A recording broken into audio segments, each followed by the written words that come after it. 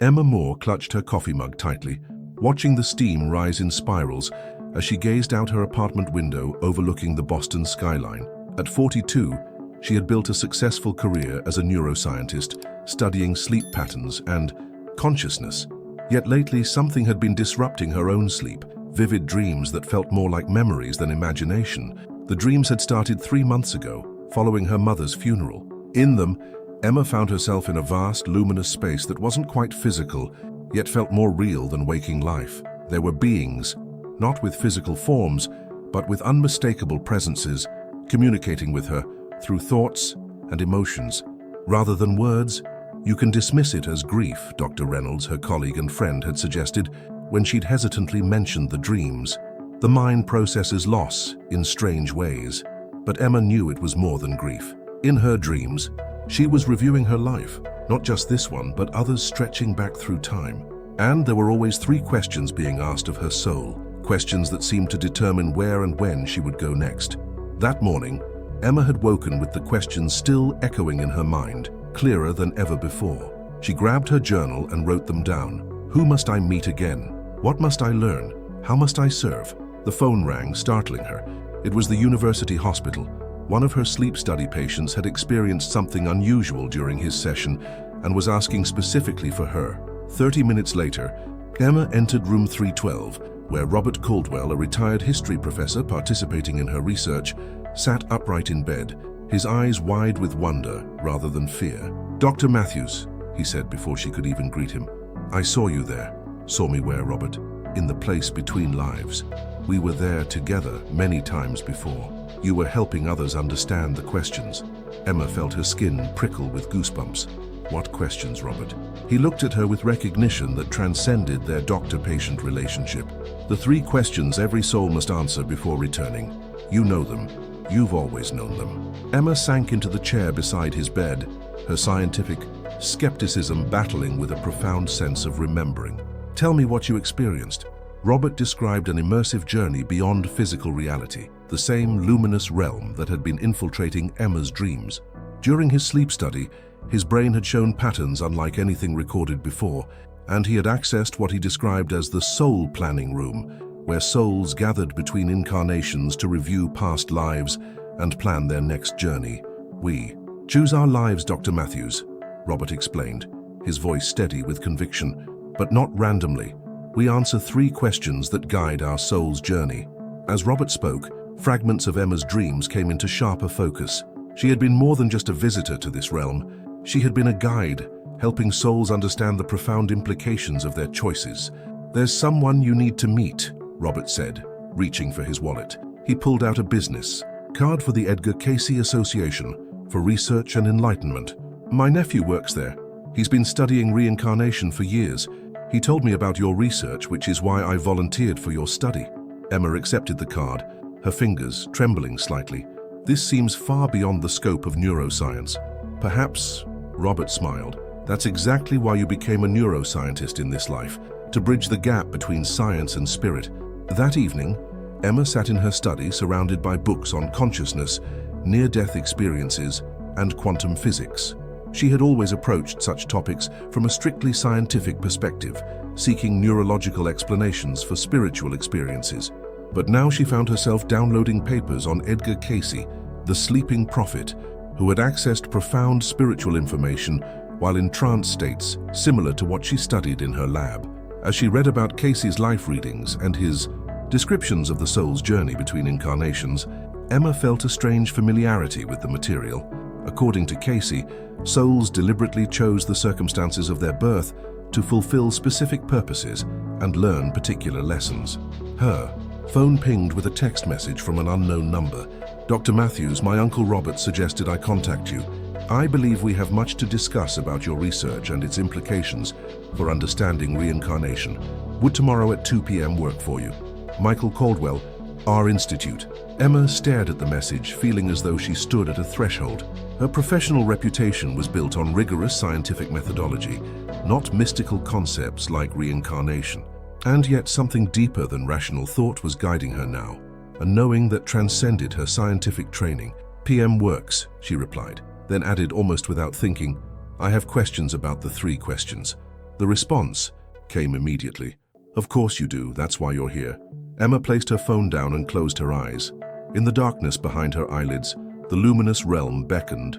For the first time, instead of analyzing the experience, she surrendered to it, allowing herself to remember what her soul had always known. The Edgar Cayce Association for Research and Enlightenment occupied an unassuming building that belied the profound nature of the work conducted inside. Emma parked her car, checking her professional appearance in the rearview mirror, a habit born from years of academic presentations. Today, however, she wasn't here as Dr. Moore, the neuroscientist, but as Emma, a soul seeking answers.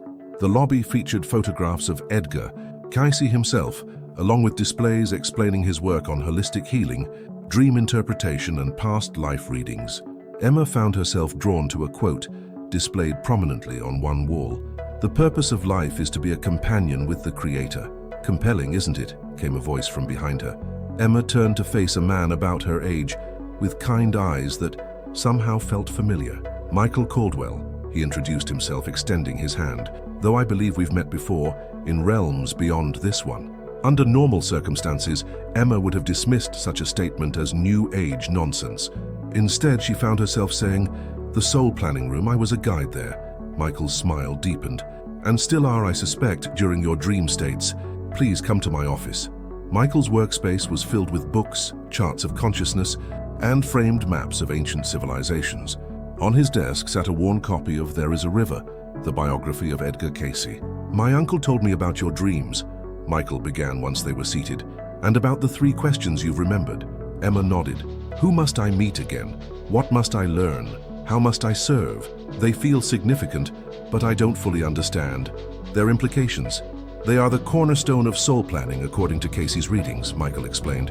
"Before each incarnation, the soul reviews its journey so far and plans its next experience based on these questions." He pulled a file from his drawer. "These are transcripts from Cayce's life readings, where he described this process. The soul exists in a state of oneness between lives, but chooses separation, physical incarnation, for the purpose of growth and service." Emma leaned forward. "But why forget? If we plan these lives, why not remember the plan?" "The veil of forgetting serves a purpose," Michael replied.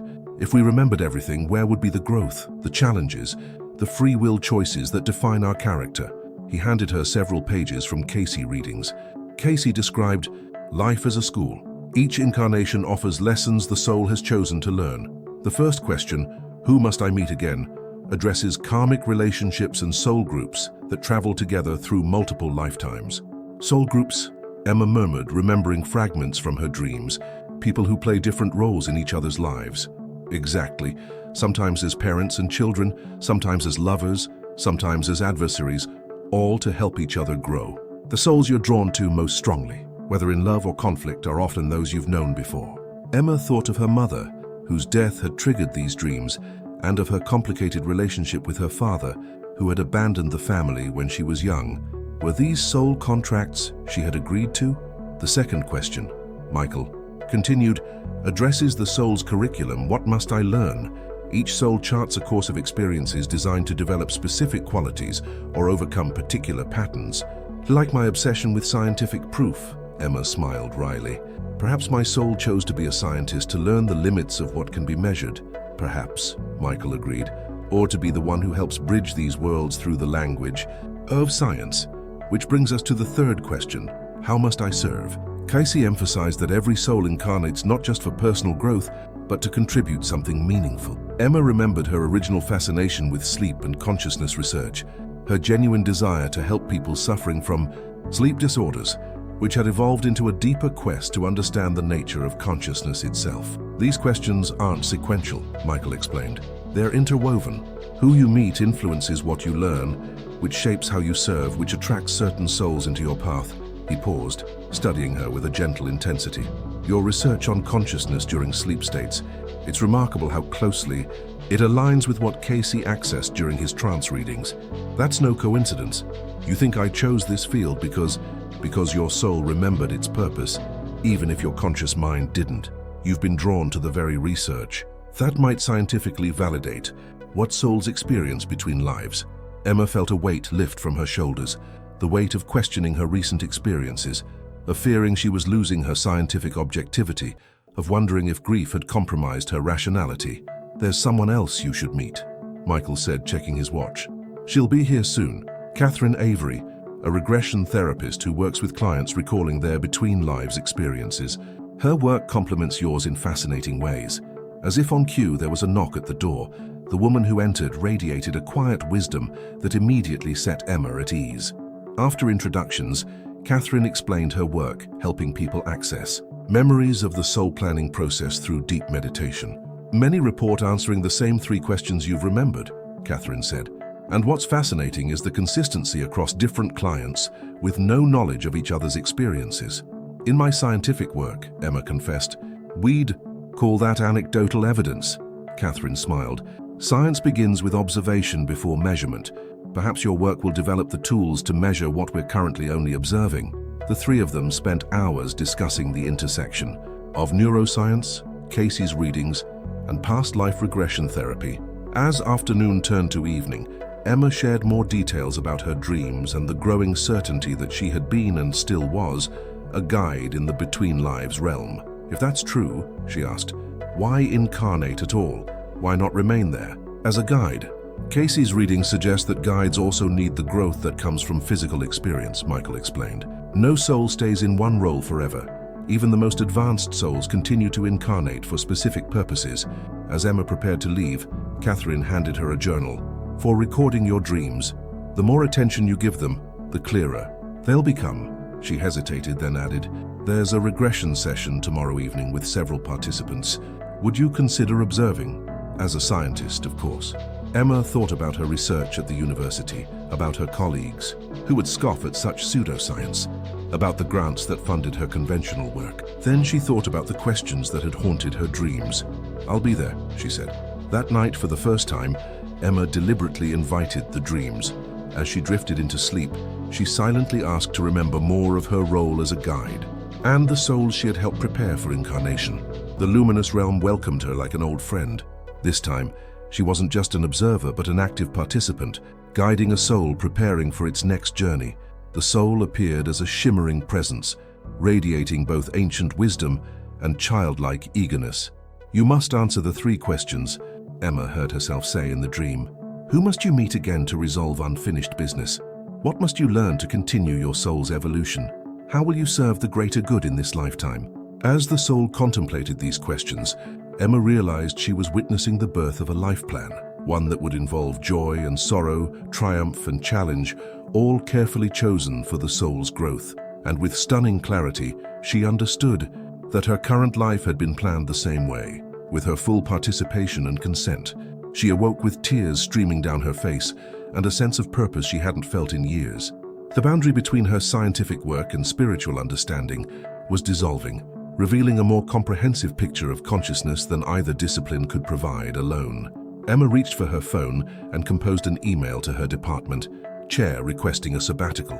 It was time to pursue a more integrated approach to her research, one that honored both the measurable and the mysteriously known. 6 months had passed since Emma's first meeting with Michael and Catherine. Her apartment, once minimally decorated with academic awards and family photographs, now featured a meditation corner where she began each morning by strengthening her connection to her deeper knowing. The Edgar Cayce Foundation had provided partial funding for her independent research project, neurological correlates of past life memories and between-life states. It was a bold departure from her previous work, yet she had never felt more intellectually alive. Today was particularly significant. For the first time, Emma would be using her specialized equipment to monitor Catherine's regression session with a volunteer subject, Laura Jensen, a hospice nurse with no prior knowledge of Cayce's work or the 3 questions. Emma had developed a protocol combining EEG monitoring, heart rate variability measurements, and other physiological markers to create a comprehensive picture of what happened in the brain during these regressions. Her hypothesis, still forming, was that certain patterns might correspond to accessing genuine transpersonal memories rather than imagination or confabulation. "Are you nervous?" Michael asked as they set up the equipment in Catherine's office. "Scientifically. Curious?" Emma replied with a smile. Though I admit if we detect the patterns I suspect we might, it will challenge everything modern neuroscience believes about the nature of memory and consciousness. Laura arrived exactly on time, her calm demeanor reflecting her years of working with the dying. In hospice care, she explained, as Emma attached the sensors, you witness too many deathbed visions and coincidences to remain skeptical about consciousness surviving death. As Catherine guided Laura into a deep meditative state, Emma watched the monitors with professional focus.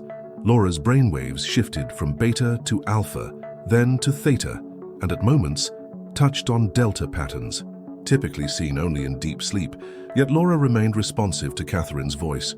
Move now to the space between lives, Catherine instructed gently, the place where your soul exists when not in physical form. Laura's breathing changed, and the monitors showed a unique pattern, one Emma had seen before in Robert Caldwell during his sleep study, but never in her conventional research subjects. I'm in a place of light, Laura described, her voice peaceful. There are others here, souls I recognize not by appearance but by essence. What happens in this place? Catherine asked. Review, planning, healing. Laura's words came slowly. We look at what we've learned and what we still need to experience. Is there a process for planning your next life? Laura was silent for nearly a minute, during which the monitors showed intense activity in her temporal lobes and limbic system, areas associated with memory and emotional processing. There are questions, she finally said.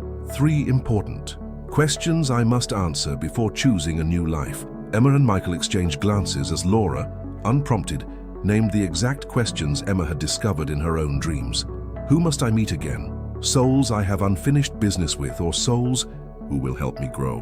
What must I learn? The core lessons my soul still needs to develop. How must I serve? The contribution I'm meant to make. What followed was a detailed account of Laura planning her current life, choosing her parents for specific lessons, selecting physical attributes and limitations that would serve her soul's growth, and arranging to reconnect with specific soul group members who would play crucial roles in her journey.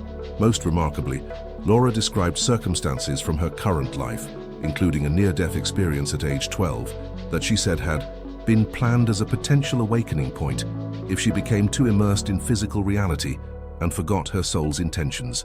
When Catherine gently brought Laura back to full consciousness, the nurse appeared refreshed rather than fatigued.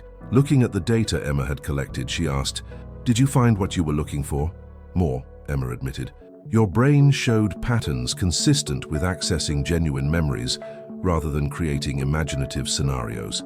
And the specificity of details about your life planning process matched what you already knew about the 3 questions," Laura finished with a knowing smile.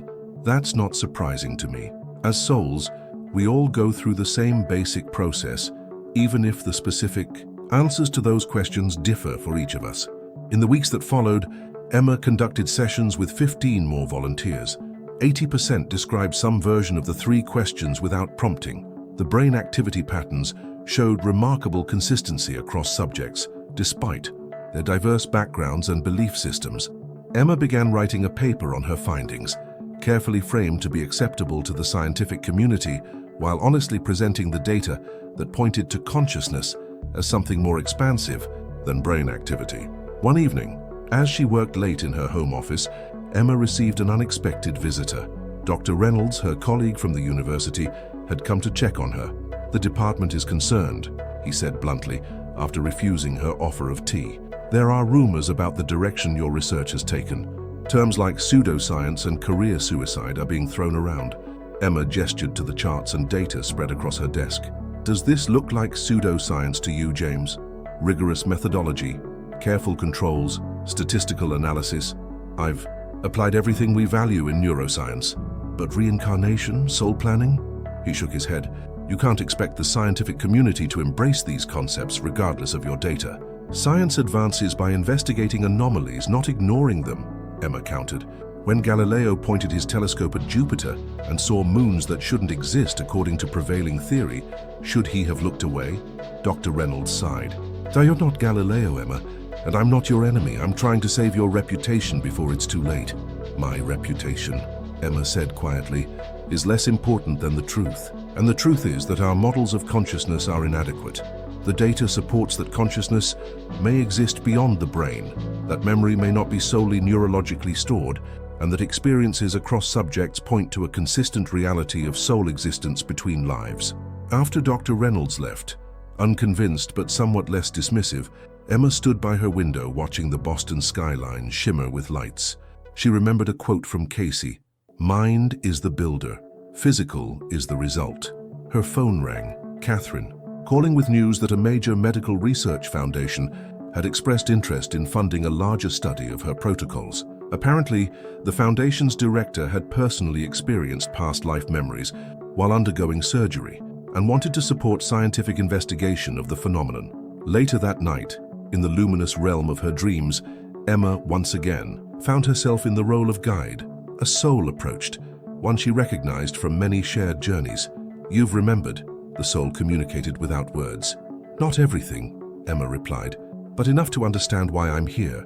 "You answered the 3 questions differently this time," the soul reminded her. "When you chose this life." Emma felt herself nodding in understanding. "Who must I meet again? Those who would help me bridge science and spirit. What must I learn? To trust inner knowing alongside external evidence. How must I serve? By bringing these worlds together through research that honors both." "And now," the soul asked, "now I understand that these aren't just questions for planning lives. They're questions we continue to answer throughout our journey. They evolve as we evolve." The next morning, Emma awoke with perfect clarity about her path forward. Her research would likely face resistance, but also find unexpected allies. Some doors would close, others would open. The 3 questions would guide her choices, just as they had guided her soul's choice to incarnate as Emma Moore, neuroscientist and rememberer of deeper truths. She opened her journal and wrote, "V.S. 3 questions are not asked and answered just once before birth. They are living questions that continue to unfold throughout our journey. Each time we face a major decision, we are essentially re-examining who must I connect with now to further both our journeys. What am I ready to learn at this stage of my evolution? How can I serve with the gifts and understanding I've developed?" The answers change as we grow, but the questions remain constant, guiding stars for souls finding their way home while creating new paths for others to follow. Emma closed the journal and prepared for her day. There was much work to be done.